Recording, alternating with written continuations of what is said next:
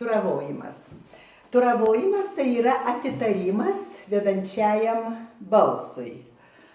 Tradiciškai iki mūsų atėjo dainos jau daugiabalsės. Vienbalsis dainavimas išnykęs, aišku, folkloro ansambliai dainuoja vienbalsės dainas, bet tai jos yra užrašytos gal XIX amžiuje, XX amžiaus pradžioj. O dabar, jeigu esam 2-3 žmonės ir kartu dainuojam, niekad nedainuojam vienu balsu. Yra vedantysis ir yra atitarimas. Liaudiškai sakom, turavojimas. Vedantysis būna vienas ir jis vadovauja dainą, jis kaip dirigentas.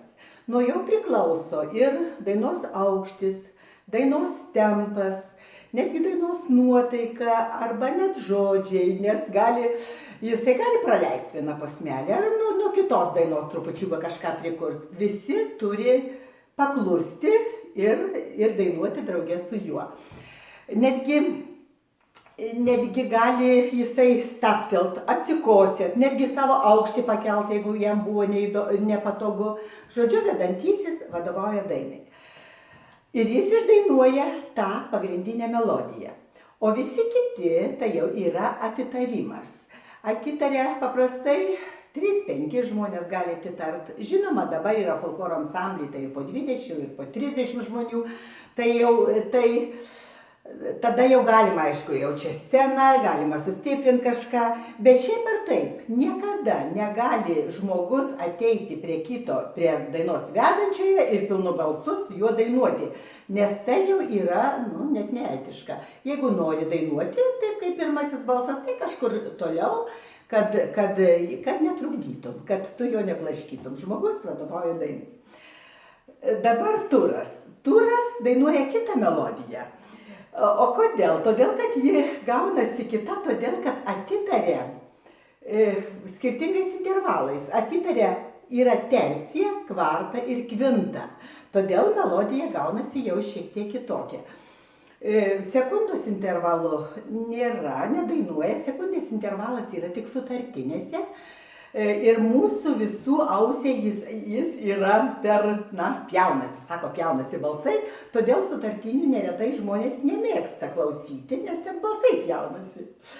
Šiaip ir man taip atrodė, tačiau kai pradėjau pati giedoti sutartines, pajutau, kad tas sekundės intervalas irgi yra labai įdomus ir skambus, va tas susimušimas ir iš tiesų labai yra geras dalykas. Taigi, dabar apie turavojimą, kada žinoti, kokiu intervalu reikia atitarti. Nežinau, yra turbūt sistema ir mokslininkai galėtų ją paaiškinti, aš tą darau ir kaip visi dainininkai tą daro intuityviai.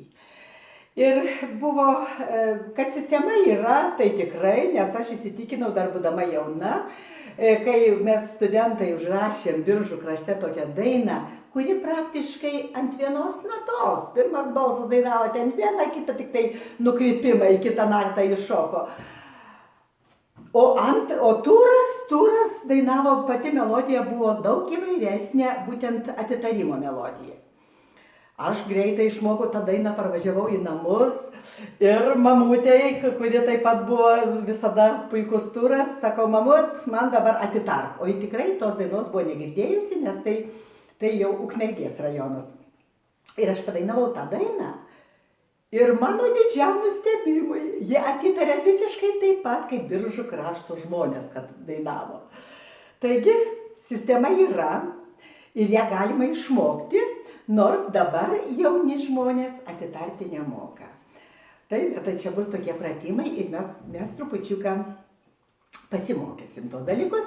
O dabar štai šitą dainą aš ir norėsiu, ateik Laima, aš norėsiu padainuoti, pademonstruoti šitą dainą, kuri va būtent pirmas balsas, atskirai dar pasakysiu, va toks pirmas balsas.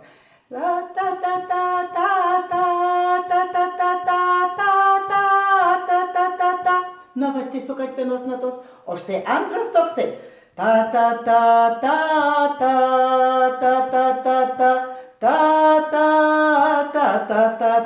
Tarsi visai kita melodija. Gerai, tai padainuokim šitą dainą. Saulelė raudo.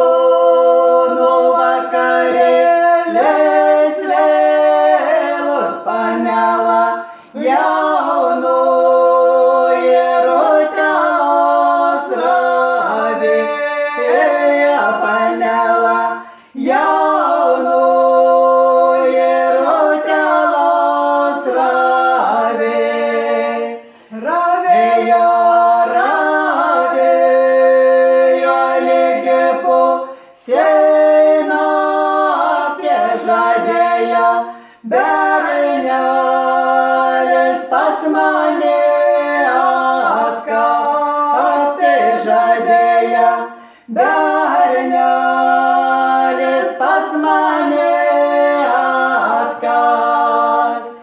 Prajoja bernelis galvonu linkdamas verkėme gožila rotas raveda, ama verkėme gožila rotas raveda.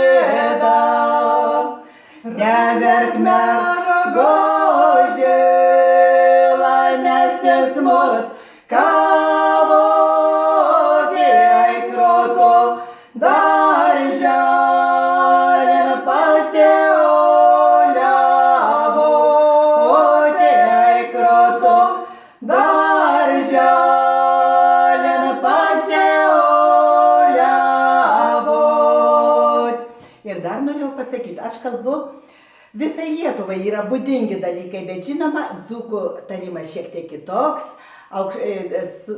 žemaičių yra šiek tiek kitoks, o aš visgi kalbu apie aukštaitišką atitarimą.